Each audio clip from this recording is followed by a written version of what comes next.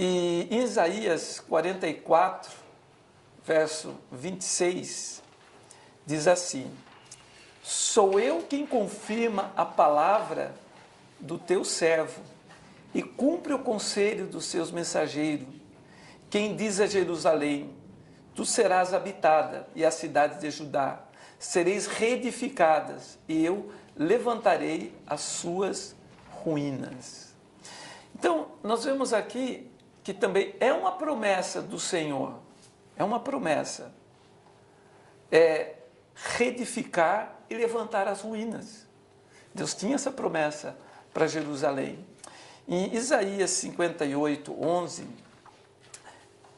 diz assim: e o Senhor te guiará continuamente, e fartará a tua alma em lugares secos, e fortificará os teus ossos, e serás como um jardim regado, e como um manancial, cujas águas nunca faltam. E os que de ti procederem, edificarão em lugares antigamente assolados, e levantarás os fundamentos de geração em geração, e chamar-te-ão reparador das roturas, e restaurador de veredas para morar. Amém? Então, nessa palavra aqui, nós vemos qual foi a promessa do Senhor. Claro, essa promessa originalmente foi feita para Israel, mas aqui está dizendo que ele fortificará os teus ossos e serás como um jardim regado. O que é um jardim regado? Hein? Cuidado. É um jardim, cuidado, mas, ou seja, que sempre vai dar fruto. Sempre. Não. O que mata as plantações não é a seca, a falta de água? Agora, nós somos assim, um jardim regado. Ou seja, nós vamos sempre estar frutificando. Agora, esta é uma promessa do Senhor. E quando as coisas viram ao contrário? Espera aí. Então, nós temos que voltar nesse outro versículo, que diz aqui assim: e sereis reedificadas, eu levantarei as suas ruínas.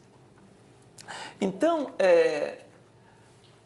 a promessa de Deus para a nossa vida, ali está em João 10, 10, é para que nós tenhamos uma vida, e uma vida abundante. Porém, antes está escrito assim que o inimigo, né, o ladrão, vem para matar, roubar e destruir. E quando ele faz isso na nossa vida? Será que nós temos que ficar quietos e falar: não, essa é a vontade de Deus? Irmãos, nós temos que prestar muita atenção. Por exemplo, a vontade de Deus está bem clara. É nós sermos um jardim regado. É para nós sermos pessoas alegres. Uma vez eu tive um sonho muito interessante. Eu sonhei que eu e a Cátia, nós estávamos indo para um local, e nós pegamos um ônibus, e quando nós chegamos no lugar, tinha um jardim, e as flores que estavam ali tinha boca, tinha olho, igual um girassol que a gente desenha, só que estava assim, tudo triste, boquinha caída assim, as flores ali. E quando nós passamos por ali, de repente aquelas flores ficaram novamente vivas. E essa foi a Cátia que teve esse sonho.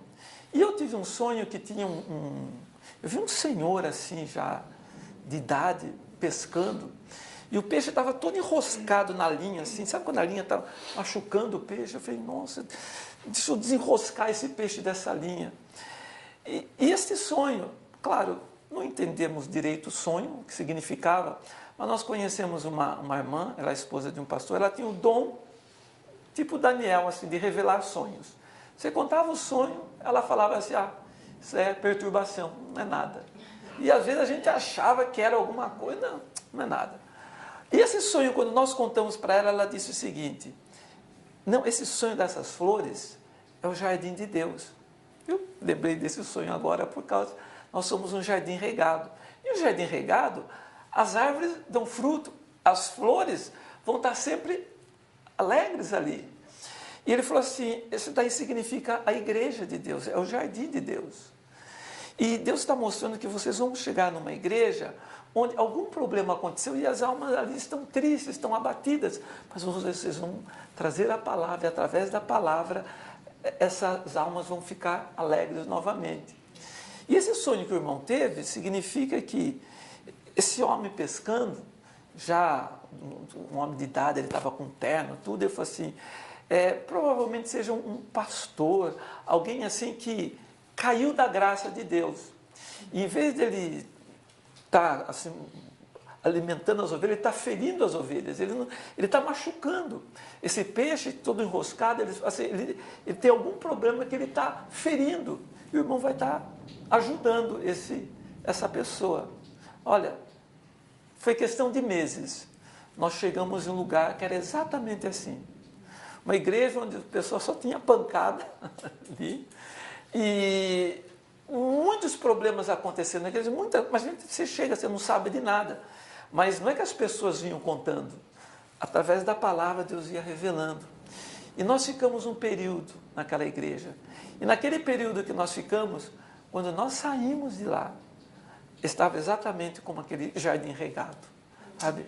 A igreja tomou um outro rumo.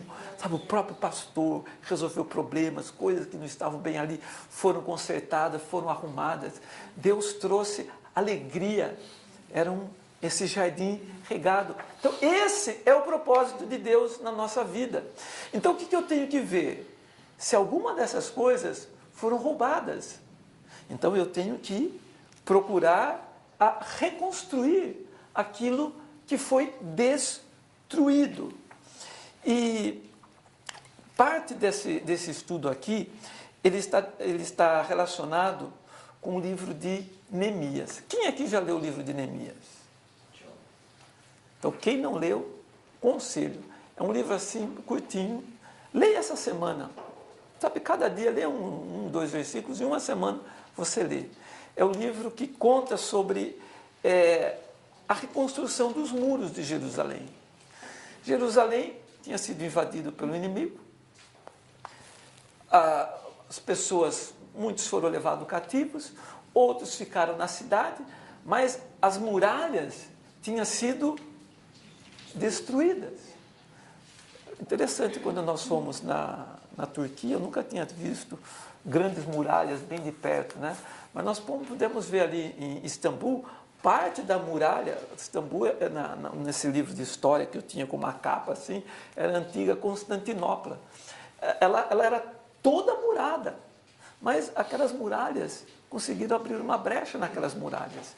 E aí aí foram destruídos. Hoje nós vemos assim pedaços da muralha.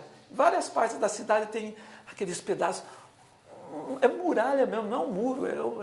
Acho que é como daqui, ali, grossa. É uma coisa assim que se fala, como que vai quebrar isso daí? Basta uma brechinha, basta uma coisa para que o inimigo entre. E as muralhas de Jerusalém estavam destruídas. E Neemias, ele era o copeiro do rei. O rei Artaxerxes era o que dominava Israel naquele momento. Então, ele era o copeiro do rei. E ele saiu de férias, vamos imaginar agora, ele saiu de férias, foi visitar o povo dele, né? E quando ele chegou, ele viu o estado da cidade, as muralhas toda quebrada. Interessante que ele não se importou tanto com a destruição que estava na cidade, porque a cidade, muitas pessoas onde moravam, iam construindo, arrumando, mas o que protegia a cidade, simplesmente a muralha quebrada em vários pontos. E quando ele volta de férias, ele volta para atender o rei, ele chega para atender o rei fala, o que você tem? Não tenho nada. Como não? Olha o seu semblante. O rei conhecia a Neemias. E o rei falou, o que está acontecendo? E ele fala assim, olha, então eu vou falar. E o rei fala, olha, você pode pedir o que você quiser, que eu vou te dar o que você quer. Aí ele ora a Deus. E ele vai e fala para o rei, ele falou, sabe o que aconteceu? Eu fui visitar Israel, fui visitar minha família. E quando eu cheguei lá, as muralhas estão destruídas, estão assoladas. E em Neemias, no capítulo 1, no verso 4, ele diz assim: e sucedeu que, ouvindo estas palavras, assentei-me e chorei, e lamentei por alguns dias, e estive jejuando e orando perante o Deus dos céus. Quando ele ouviu toda a calamidade que estava em Jerusalém, as muralhas destruídas, ele ficou chorando por alguns dias. Eu não sei se você consegue imaginar o que ele viu aqui, porque ele doeu o coração dele. Porque para você ficar chorando alguns dias, não é uma coisa que você viu, nossa, teve um terremoto aqui, caiu tudo, não é isso. Doeu no coração dele ver a destruição. E quando ele vê aquela destruição, ele fica dias chorando. Olha só, ele ora, ele jejua. O que ele poderia fazer? Então, o primeiro ponto que nós vemos para reconstruir o que foi destruído, o primeiro ponto é amar profundamente o que se perdeu. Quando a pessoa ama profundamente aquilo que um dia foi seu e de repente foi destruído, existe chance de recuperar. Tem que amar profundamente, tem que doer no coração, doer na alma. E aqui ele assenta, ele chora, porque ele viu a destruição. O que significava aquele muro destruído? O inimigo não podia entrar e sair a hora que quisesse. Não adianta, o que eles fizessem lá dentro, podia entrar, sair, eles ficavam à mercê de todos os povos ali a roubarem as coisas. Então nós temos que amar profundamente o que se perdeu, valorizar o que deixamos escapar. Quando você dá valor por algo, interessante, você só luta por algo que você tem valor. Vamos supor que você vai na feira, compra um anel, e você pague €1, aquelas feirinhas da Itália lá, €1. De repente você está fazendo uma coisa, perdeu o anel. Quanto tempo você vai gastar procurando esse anel? Não. Quanto tempo?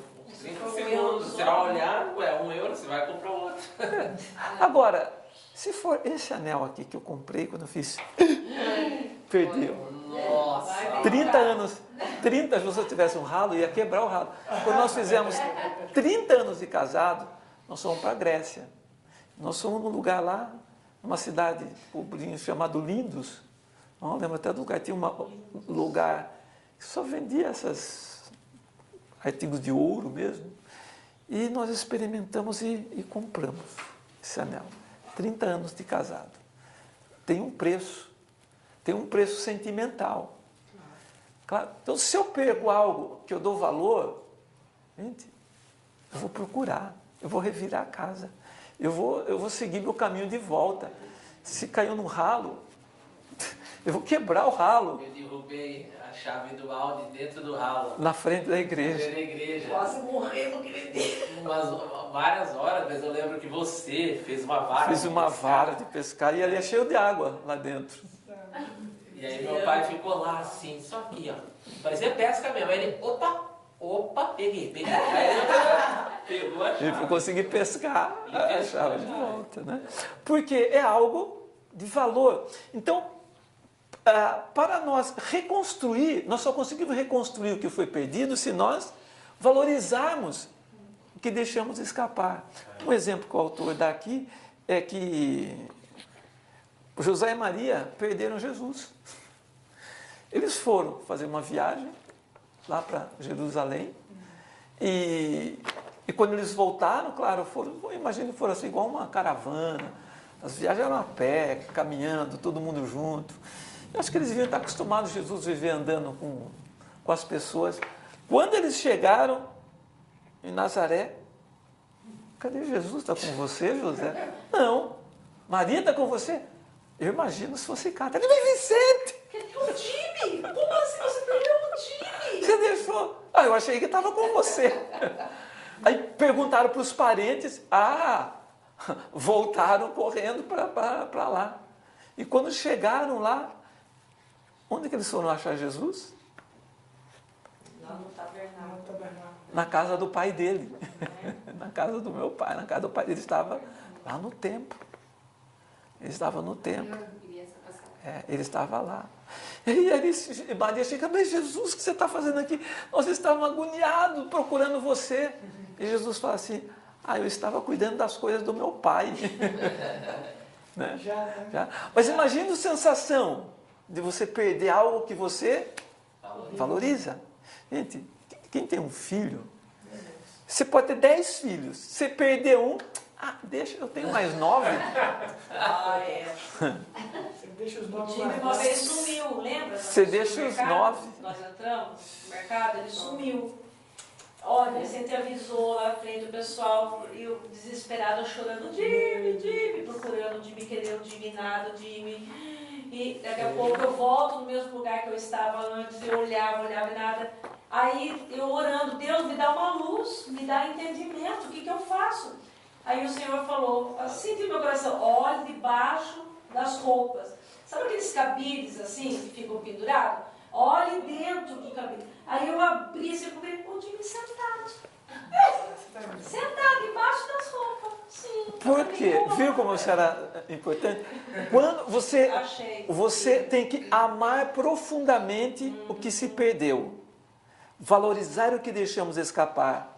Mas também tem que valorizar o que já foi perdido. Tem coisas que já foram perdidas. E tem coisas que a pessoa perde e fala, não tem problema, eu faço de novo. Né? Quer dizer, não era tão importante assim. Né? Eu perdi um emprego, tem problema, arranjo outro. Né? Às vezes tem pessoas que, por assim, num certo contexto, falam assim, pastor, eu estou saindo da igreja agora porque apareceu um lugar para fazer alguma coisa. Não, mas Deus manda outro. Como se fosse assim. As coisas não são assim. Tem que valorizar. Nós valorizamos. Se eu valorizar aquilo que eu perdi, eu vou tomar uma atitude. Olha só, um exemplo que nós temos aqui foi Davi. Davi, ele estava na guerra. Ele só que foi uma confusão que teve na vida dele, ele fugiu de Israel. No fim, ele estava ajudando o exército dos amalequitas. Por assim, já não estava certo o que ele estava fazendo. Ajudando o exército dos amalequitas. Enquanto ele ajudava o exército dos amalequitas, os filisteus vieram e saquearam a família dele, a família de todos os homens de guerra, levaram tudo embora. Quando ele volta, olha só, ele trabalhando, lutando na guerra, levaram a mulher, os filhos, a mulher de todos os soldados deles também. Gente, imagine a dor que aquele homem sentiu. Gente, a revolta foi tão grande ali que queriam até apedrejar Davi. Responsável, né? De ter levado os soldados, né? Mas você não vai levar a mulher na guerra? Exato. Era para deixar algum soldado ali também, mas o soldado dele é pouco. É duro quando você tem um time pequeno, igual nós na igreja. Quando um sai de férias, o outro não tem. Não tem. Né? Mas veja bem, foi a mulher e os filhos de todos que foram carregados. Aí ele, mesmo assim, ele não saiu correndo atrás. Ele vai e consulta a Deus. Deus, devo ir? Claro, vai e prevalecerá. Mas a palavra de Deus é que deu essa força para ele. Vamos lá, nós vamos vencer. Sobre a palavra dele. Sobre a palavra de Deus. Foram lá, brigaram, lutaram e resgataram o que foi destruído. Irmãos, nós só conseguimos reconstruir algo que nós valorizamos. Porque se é algo que nós valorizamos, deixa, você começa a fazer tudo de novo, porque não era importante. Por isso que muita gente luta pelo casamento, porque valoriza. Procura ajuda. Procura, vai fazer de tudo. Não quero. Agora a pessoa já não está contente com o marido, não está, é bom que você quer. Que bom que foi embora. Né? Porque não valoriza. Olha, agora, existe um detalhe, tem que pagar o preço. Tem que pagar o preço. Para você reconstruir o que foi destruído, existe um preço a pagar. Bem, preço começa, oração, começa por aí. Oração, jejum, consagração, vida na presença de Deus. Sabe, é algo que você pode fazer. Você perdeu tudo, mas não perdeu o joelho, não perdeu sua boca. Você pode, as suas armas, você está na presença de Deus. Então comece a lutar com as armas que você tem. É na oração e na consagração. E mais ainda, para você recuperar alguma coisa, existe um preço a pagar. Além do jejum e oração, às vezes você vai sofrer na sua pele, na sua carne, o preço para resgatar. Por exemplo, Jesus. O ser humano não havia perdido? Olha, quando fala reconstruir o destruído, o próprio Deus veio resgatar o ser humano que ele criou, mas foi destruído, porque as trevas tomaram posse do ser humano, tomaram conta. Ele perdeu para o inimigo. O inimigo não veio, não enganou Eva, e o homem perdeu a ligação com Deus. Porém, Deus, ele enviou o próprio Filho. E o Filho, ele pagou o preço. Quantas vezes o Filho estava lá orando por nós? Se você for ler o livro de João, acho que é João 17, a oração de Jesus, Jesus ele ora por nós até o dia de hoje. Ele ora assim, ele fala, Pai, eu peço por aqueles que ainda vão se converter, aqueles que ainda vão aceitar a Tua palavra, os proteja. Não peço que os tire do mundo, mas que os livre do mal. Jesus ele já pagava o preço na oração. E quando prenderam Jesus?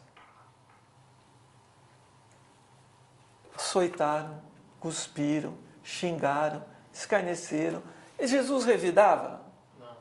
Não. Ele continua ali, olha, por quê? Em quem que ele pensava? Em nós. Era por nossa culpa, é por nossa causa. Então, quando para nós resgatarmos algo que foi perdido, também tem um preço a pagar. Tem o preço da humilhação, que às vezes vão pagar. Às vezes nós falamos assim, não, eu não vou me rebaixar para ir lá pedir isso daqui, eu não vou aceitar, mas eu não... E às vezes nós temos que passar por cima do nosso eu. Mas olha o que Jesus fez por nós, para nos resgatar. Quando, voltando aqui em Neemias, o que ele fez? Ele olhou, viu aquela destruição, aí o rei falou para ele, o que você quer que eu te faça? Aí ele ora a Deus, ele fala, sabe o que eu quero? Eu quero que você me autorize ir lá e reconstruir o templo, reconstruir os muros. Mas o que mais? Não, eu quero que você me dê carta autorizando eu fazer isso, porque eu vou ter que comprar material, eu vou ter que entrar, sair, tem as alfândegas, eu quero poder entrar e sair com toda a liberdade, pois o rei dá autorização para ele, pode ir. Gente, quando nós vemos alguma coisa que está destruída, se isso dói no nosso coração, nós não vamos ficar quietos, nós não vamos aguentar calado, ver a destruição e não fazer nada. Não. Ele foi e falou assim, eu vou restaurar os muros. Aí ele vai até... Ele não chega lá, olha gente, vem aqui restaurar. Não. Primeiro ele ora e Deus coloca no caminho dele algumas pessoas que ele começa a trabalhar com essas pessoas e passa a ideia, olha, nós vamos aqui restaurar os muros. E isso daí... Aí os anciãos lá de Israel convocam o povo e ele tinha crédito para comprar material, ele tinha autorização do governo para poder fazer aquilo e começaram a restaurar os muros. Porém, existiam ali Sambalate e Tobias. Eles não eram judeus, mas eles moravam ali. Ele era daqueles povos vizinhos ali, mas que moravam ali. E eles já chegaram ali, Com ordem de quem vocês estão fazendo isso? Vocês não podem fazer isso, não. Gente, como é bom você trabalhar dentro da lei. Ele fala assim, olha, está aqui, ó, autorização. Não está aqui. Calaram a boca deles. Mas o que eles fizeram? Eles começaram a minar o povo. Vocês não vão conseguir. Olha o tamanho do muro. Vocês não têm capacidade para fazer isso daí. Então, o que nós temos que estar preparados também é que quando nós vamos reconstruir aquilo que foi destruído na nossa vida, nós vamos encontrar resistência. Aqui, esses Sambalat e Tobias aqui, eles representam exatamente as trevas que vêm nos afrontar para nos impedir de construir, de reconstruir, de resgatar aquilo que foi tomado. Então, o ponto número 3 aqui, nós temos que vencer traições e zombarias.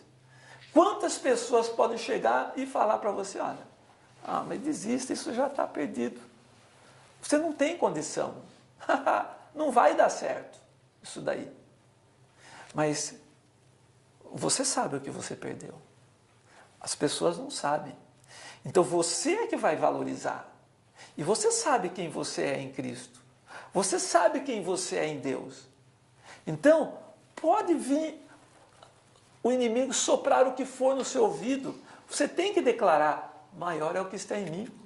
Ele vai me abençoar. Ele vai me ajudar e eu vou reconstruir a minha vida, eu vou reconstruir meu negócio, eu vou reconstruir meu relacionamento, eu vou reconstruir a minha vida. Porque se é importante, nós vamos lutar. Isso daqui era muito importante para Neemias. Alguns do povo, nós vamos ver adiante, que até desanimaram um pouco com as afrontas. Nós temos que vencer traições e zombarias. Então nós temos raiva e medo. Sambalat, Gesem e Tobias são agentes de Satanás enviados para amedrontarem com ameaças e acusações. Quantas vezes eles ameaçaram que iam destruir os muros que eles estavam ali construindo? Eles foram falar para outros povos ali também, olha, eles estão reconstruindo. Outros povos começaram a tentar se mobilizar para não permitir que eles construíssem os muros. Existe uma coisa chamada ameaça. Eu digo assim, ameaça é pior do que fazer, porque quando vem o problema de surpresa, você já vai levar o baque de repente. Mas quando vem uma ameaça, olha, daqui 30 dias vai acontecer isso. Gente, você vai ficar 30 dias remoendo. E esses homens, eles chegaram ali o tempo inteiro ameaçando, zombando. Nós temos que vencer o medo. Ou seja, essas ameaças que vêm, nós temos que saber em quem nós cremos para podermos vencer. Também existe confusão e mentiras. Sabia que Sambalat e Tobias, eles alugaram um falso profeta? E o profeta foi lá profetizar que não era tempo deles construírem. Mas Deus deu discernimento. Gente, nada vai poder impedir a obra que Deus tem na nossa vida. Amém. Somente nós podemos impedir. Amém. Nós podemos. Porque se eu falar, não vou fazer. Pronto. Porque Deus, Ele quer nos... Deus não vai sobre a nossa vontade, você vai ter que fazer e acabou. Não, se eu não quiser fazer, então eu não vou fazer. Por isso que eu faço aquilo que eu desejo mesmo. Aqui, nós vemos que Neemias, ele teve a visão de consertar aqueles muros ali. Então ele passou essa visão para o povo. E o povo começou lá a trabalhar e a montar. Ele teve convicção. Ele tinha certeza daquilo que ele queria fazer. E uma coisa interessante, quando nós vamos vencer essas traições e zombarias, nós não podemos ter esse medo das palavras do inimigo. Até as afrontas de um falso profeta. Eu já vi falso profeta escrevendo uma carta assim falando que Deus era assim, tudo o contrário. Sabe, teve coragem. Alguém alugou um profeta. Mas você sabe quando é de Deus. Mas não tem somente falsos profetas, tem falsos amigos. Sabia? Tem pessoas que você pensa que é seu amigo, mas você fala assim, não, eu vou reconstruir, eu vou fazer isso. Aí você vai ver exatamente o que está no coração de todo mundo. Porque muitos ali que se dizem amigos, acabam sendo uma oposição. E você acredita que aqui tinha um sacerdote, Eliasibe, ele era sacerdote. Ele estava assim, com Tobias e com esses estrangeiros, sabe por quê? Ele era parente de um deles. Deixou Tobias fazer uma casa no pátio do templo, ele morava lá, no fundo, vamos por assim, no fundo da igreja. Tobias morava. Quando Neemias soube disso, falou: o quê? Você estrangeiro aqui? Ah, mas o sacerdote deixou.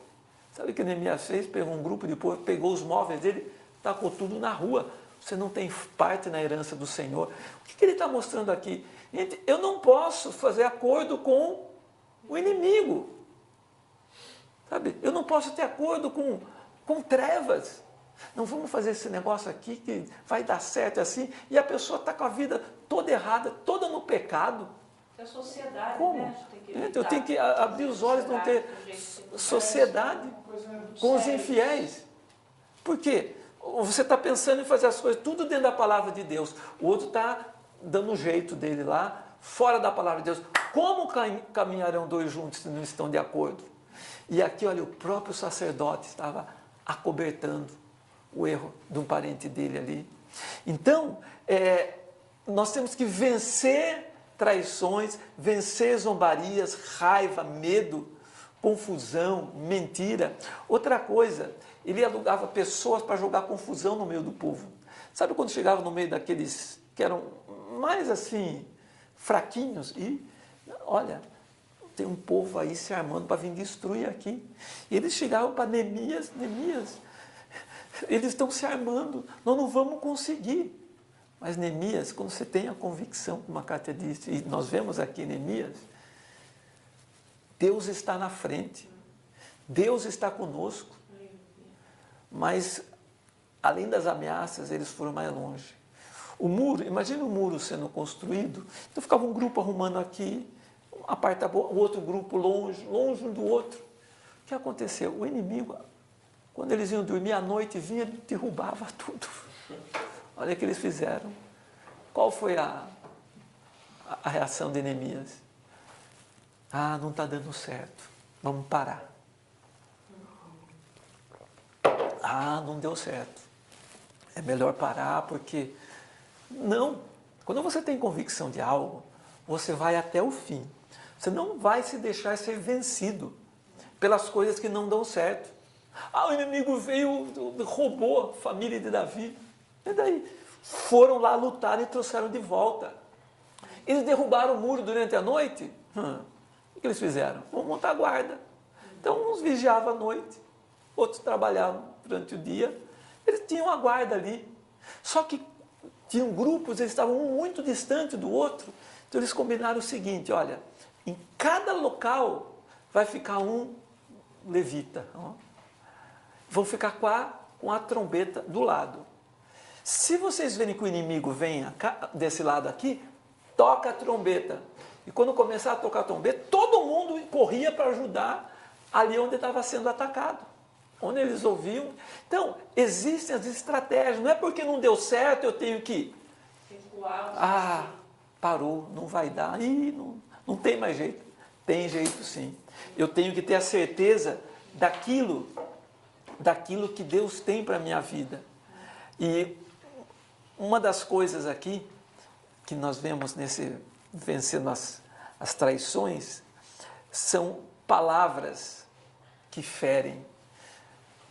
Olha, o que foi proferido de palavras negativas que feriam para Neemias, para tentar desiludir, mas ele continuou firme. Ele continuou promovendo as pessoas a confiarem no Senhor.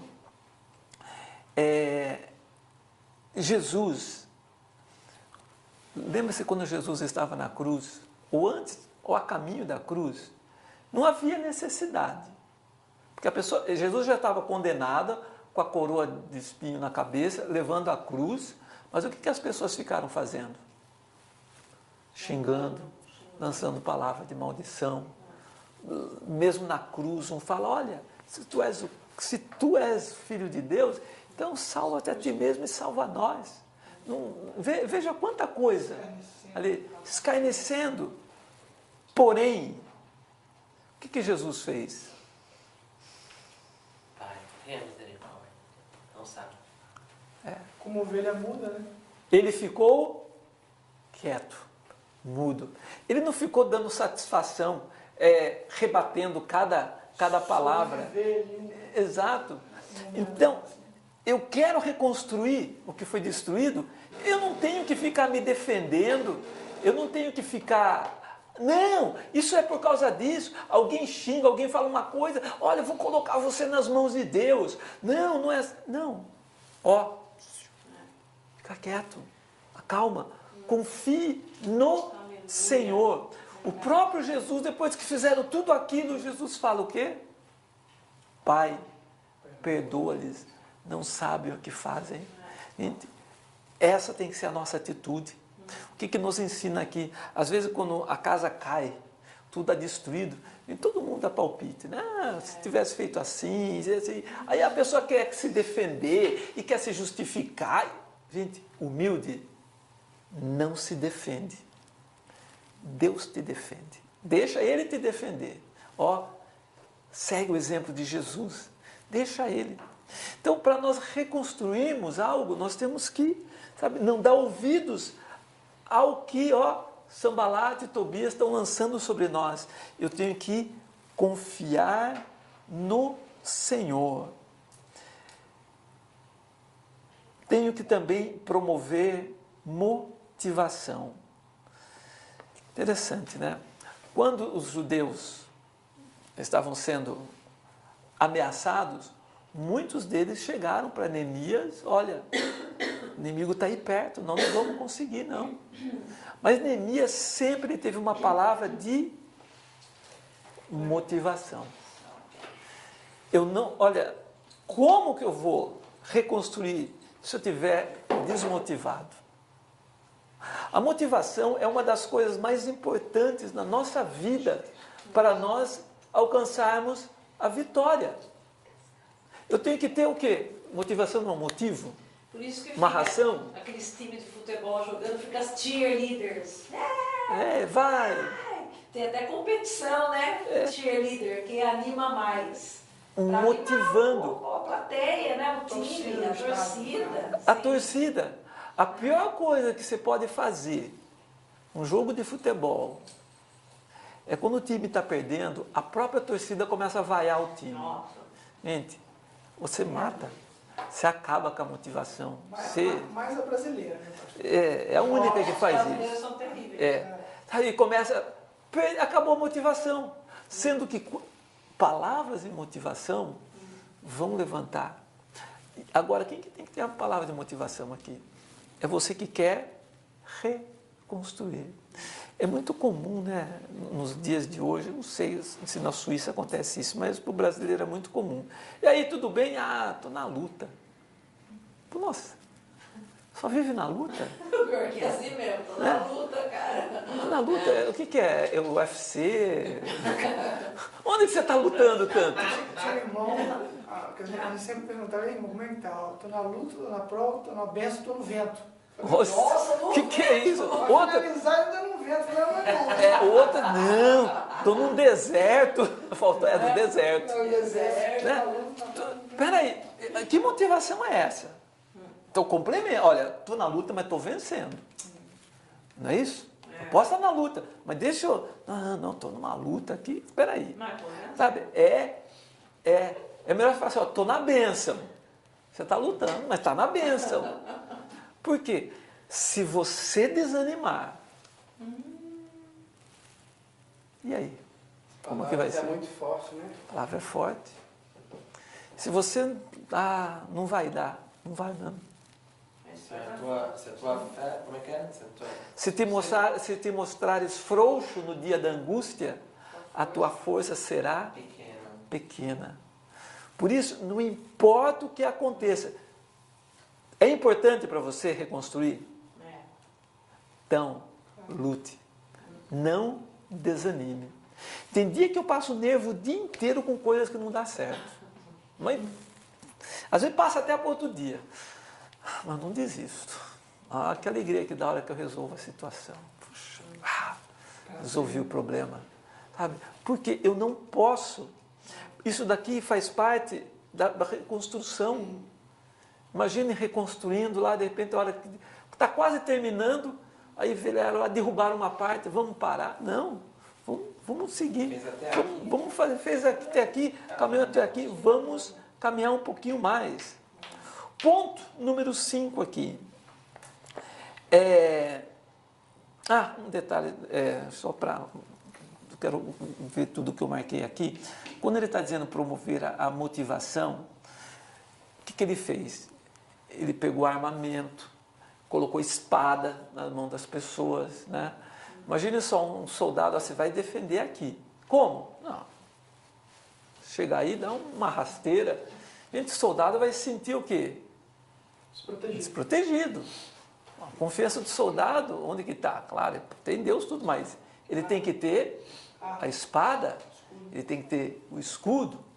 É até incrível, é igual o time de futebol. Eu lembro, às vezes, a gente jogava, né? Teve um dia que compramos as camisas do time. Nossa, até ganhamos o jogo.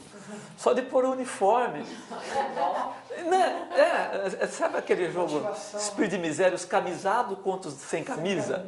Não, aí comprou um uniforme. Uau! Gente, quando ele jogava bola, quando eu era criança, eu ficava lá torcendo. E não era só isso não que você fazia, Cátia. Eu estava segurando a bombinha dele de Eu tinha asma. Quando ele ficava com asma, eu ia lá e levava a bombinha para ele. Eu só podia... Era aquelas bombinhas ainda que você tinha que fazer. Contra a asma. Gente, olha só, deixa eu até usar esse exemplo aí. Eu tinha um problema de asma, e por ter asma, eu não podia jogar bola. Porque se eu corresse daqui até o escritório, resultado, eu era ruim de bola. Quando eu tinha um futebol, ninguém me escolhia. Pode ser goleiro. Mas nem goleiro escolhia. Fala gandula, explica. Gandula. Porém, aí tive uma ideia. Vou comprar a bola. Comprei a bola, pedi para minha avó comprar uma bola. Eu comprei uma bola. Isso é estratégia para reconstruir o destruído. Comprei a bola. Quando você tem a bola, você é que manda no time. Você é o dono. Você é o dono do jogo. Você é o dono do jogo. Vamos jogar? Vamos. Você escolhia. Eu vou ser centroavante. Só o melhor, escolhi a posição. Eu era posição, por que centroavante? Porque ela era o melhor? Não, porque não tinha que correr o campo inteiro. Por causa da minha asma, era da metade para frente. E começamos a jogar, aí começamos a marcar jogo, um bairro contra o outro, né? E foi indo. Ganhava uns, perdia outro jogo, né? Mas eu me lembro até hoje um dia, o meu time perdendo. E aquela asma me pegou de um jeito que eu não tinha mais força. Eu saía lá fora e estava assistente, a Cátia. Tomava aquelas bombadinhas e voltava lá, gol. Gente, mas eu não desisti. Sabe qual foi o resultado de tudo isso daí? Meu time não foi o campeão, mas eu sarei da asma. Sarei da asma.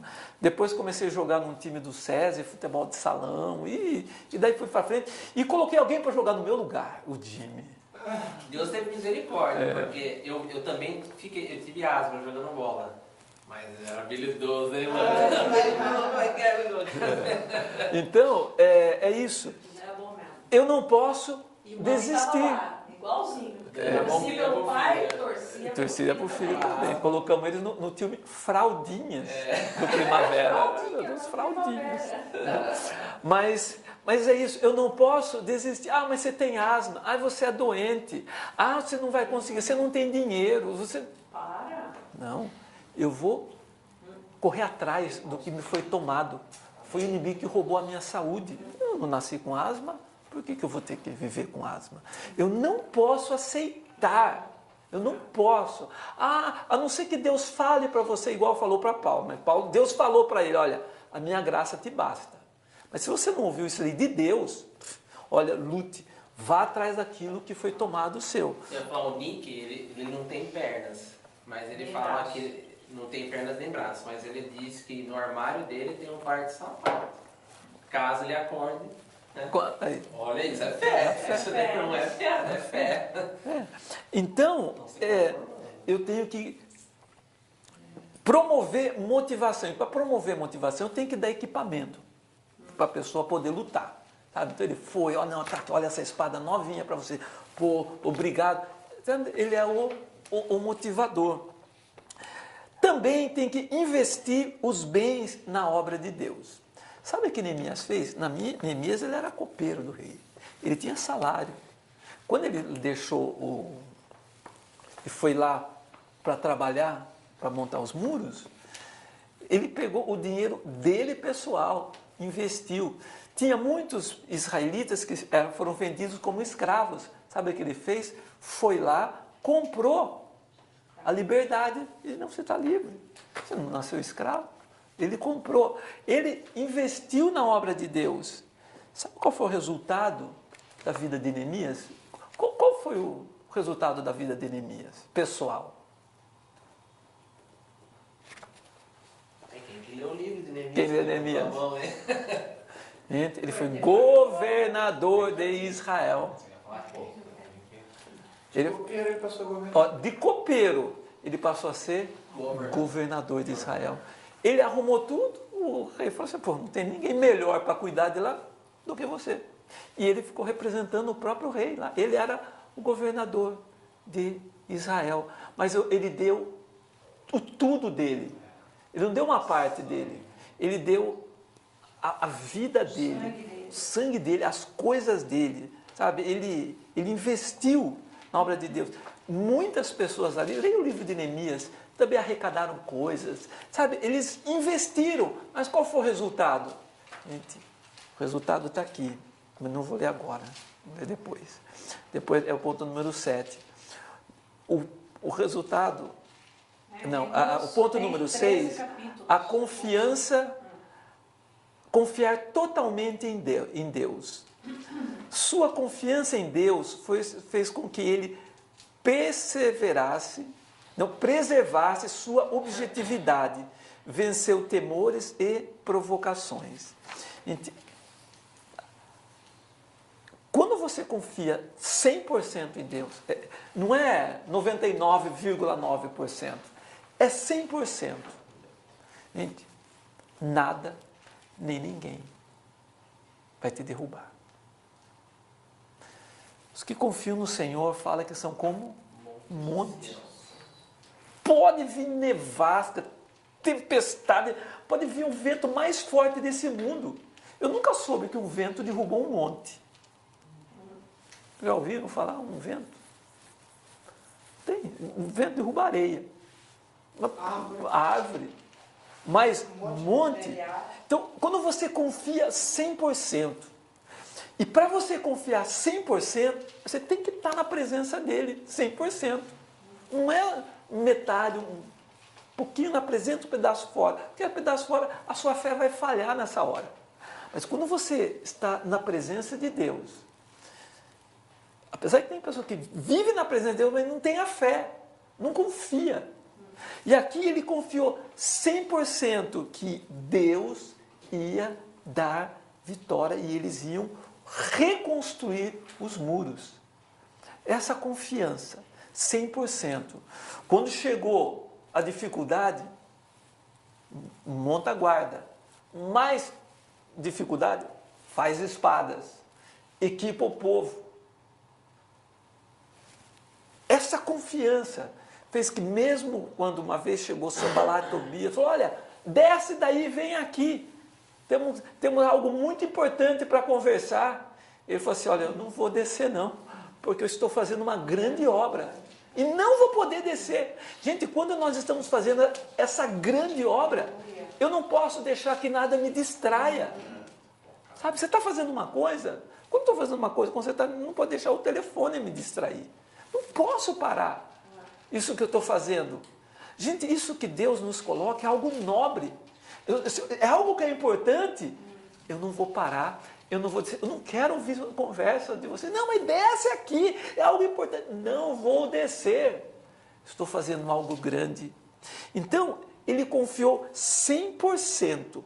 Como ele confiou 100% em Deus, Em Neemias 6,15, diz assim: acabou-se, pois, o muro, e aos 25 do mês de Elu, em 52 dias. E sucedeu que, ouvindo-o, todos os nossos inimigos temeram todos os gentios que havia em roda de nós, e abateram-se muito em seus próprios olhos, porque reconheceram que o nosso Deus fizera esta obra. Amém? Amém. Aleluia! Olha, quando eles terminaram, imagine só o muro reconstruído. Eles não fizeram assim, olha, nós fizemos isso. Não. Quando eles terminaram o muro, os inimigos viram, abateram, ficaram de uma batida. Olha, eles conseguiram. E o que eles fizeram? Reconheceram que foi Deus que fez a obra. Eles viram que na força somente deles, eles não iam conseguir reconstruir aquele muro. Mas na força do Senhor. É na força do Senhor. Então, se você precisa reconstruir algo, não vai ser na sua força. É na força do Senhor. Porém, vai ser na sua fé, na sua coragem, na sua determinação, no seu desejo. Não, eu não vou deixar que o inimigo continue com isso que ele já levou. Eu vou lutar. Pode ir para a luta. Sabe por quê? Maior é o que está em você. Agora, se não é importante, deixa para lá. Eu tenho 10 filhos, um a menos, né? Fazer o quê? Tenho mais 9. Não é bem por aí, né? Eu aprendi isso também num curso de liderança que eu fiz aqui na Suíça. Eles deram exatamente esse exemplo. Que nós que estamos no ministério, como devemos nos relacionar com as pessoas? Então está escrito assim: os que forem mais novos do que eu, como ministro, como trabalhador da obra, etc., para cada um de nós aqui também, eu vou tratar como filhos. Se for mais velho do que eu, vou tratar como pai. E se for mais ou menos a mesma faixa de idade? Como irmão. Né? E nós aprendemos exatamente no curso. Se você, aliás, no próprio curso desse exemplo, se você tem 10 filhos e um se perde, você vai falar o quê? Tem 9. Não, você vai atrás. Ele está dizendo exatamente isso acerca da própria liderança sua. Se um se perde, você não vai falar assim, não, pode deixar que vá mesmo, Deus manda outro. Não, é como nossos filhos. E vocês não sabem como nós, pastores, sofremos quando uma pessoa vai embora, quando uma pessoa deixa. Tem pessoa que às vezes trabalha com ela por ano, de repente, não é que vai embora assim, no Brasil assim, vai embora, larga, simplesmente vê uma outra coisa e você fala, mostra a palavra, mas a pessoa não quer ouvir e acaba deixando, indo embora, sabe, abandonando o ministério, porque Deus não mandou sair, Deus não disse saia. Olha, reconstruindo o que foi construído. Então, eu vou reler aqui cada um dos pontos e nós vamos estar orando. Então, eu tenho que amar profundamente o que se perdeu, valorizar o que deixamos escapar e valorizar o que foi perdido. Então, isso vai me dar coragem para seguir lutando e reconstruindo isso que foi tomado. Vencer raiva, medo, zombarias, confusão, mentiras, falsos amigos, palavras que ferem. Eu tenho que vencer tudo isso daí. Eu tenho que promover a motivação. Vamos lá, gente. Não vamos parar, não. Eu tenho que ser um motivador. Eu tenho que investir os bens na obra de Deus. Não, isso aqui é meu. Não, isso aqui, não. Eu fico pensando lá em casa, não tem nada que é meu. O que é meu é da obra. Tem isso daí. Eu vejo Deus, Ele é poderoso, Ele faz muito mais aquilo que nós pensamos, Ele faz por nós, mas eu vou investir na obra de Deus. sendo fiel a Ele. Confiar totalmente em Deus. Então é isso. Confie 100% em Deus. Não vai ser o humano que vai fazer, mas Deus precisa do humano. Ele precisa de você, Ele precisa de mim para realizar esta grande obra aqui. Amém? Então nós vamos orar agora e que Deus possa seguir assim nos fortalecendo e nos abençoando. Não sei onde ele está lá. Quando nós falamos sobre reconstruir, nós também pensamos assim, muito bem, isso já foi meu, já estava nas minhas mãos. E quantas vezes nós temos coisas nas nossas mãos que se escapam. Mas, como nós lemos no começo, o propósito de Deus para nós é que nós sejamos perdedores. Não, nós somos mais do que vencedores. Então não deixe, não permita que o inimigo venha simplesmente levar, tomar o que é seu, sem reação nenhuma. Amém? Vamos ficar em pé, então. Nós vamos estar orando e vamos agradecer a Deus a tudo que Ele tem feito por nós. E eu digo para você, se você tem algo que foi tomado, se você quer mesmo, se você deseja mesmo, isso que é teu, você deseja, toma esses passos. E é por isso que eu quero orar agora, para que Deus possa restaurar, reconstruir aquilo que um dia foi destruído. Não sei o que passa na mente de cada um dos irmãos, mas esta palavra vem nos exortar a isso. Então vamos orar. Pai amado, eu estou aqui na Tua presença, apresento a vida de cada um dos Teus filhos, Senhor. Quantas vezes o inimigo veio e nos saqueou, roubou, arrancou coisas de nós, coisas que Tu destes. Sim, Senhor, muitas vezes, na maioria das vezes, absoluta, nós mesmos vacilamos e permitimos e perdemos. Mas eu sei que, segundo esta palavra, a Tua palavra, nem tudo está perdido. Porque se realmente amamos, desejamos, Senhor, a esperança. Então, Deus eterno, eu venho neste momento, no nome de Jesus, colocar a minha vida, a vida dos Teus filhos, a vida de pessoas, Senhor Jesus, que possa estar nessa mesma situação. Pai, no nome de Jesus, eu coloco aquilo que foi tomado, aquilo que foi arrancado, aquilo que foi tirado das nossas mãos, em nome de Jesus. Venha restaurar, Senhor eterno, venha nos ajudar a reconstruir aquilo que já foi nosso, porque foi um presente Teu para a nossa vida, Senhor.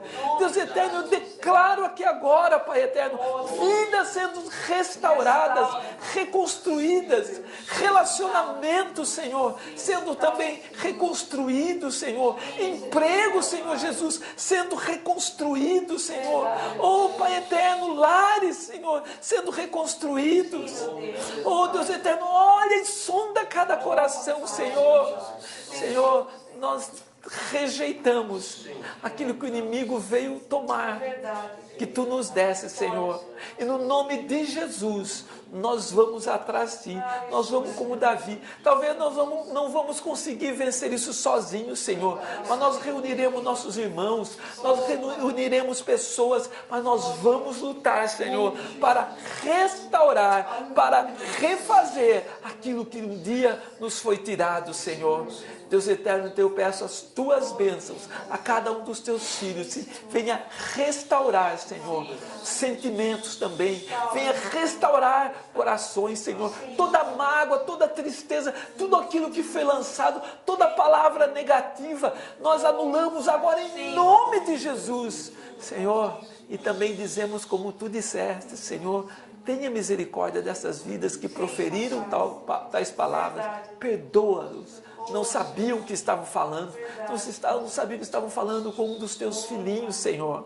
Senhor, tenha misericórdia, Senhor, mas nos dá vitória, Senhor. Ajuda-nos, Senhor, a reconstruir estes muros que estão quebrados, derribados, e o inimigo entra e sai a hora que quer. Ajuda-nos a reconstruir, Senhor, esses muros aqui neste país onde estamos, Senhor. Não sabemos como, mas confiamos em Ti, Senhor. Ajuda-nos, Pai. No nome de Jesus, nós declaramos, Senhor, a vitória na vida de cada um dos Teus filhos. Muito obrigado, Senhor. No nome de Jesus, eu Te agradeço estas bênçãos, agora e sempre.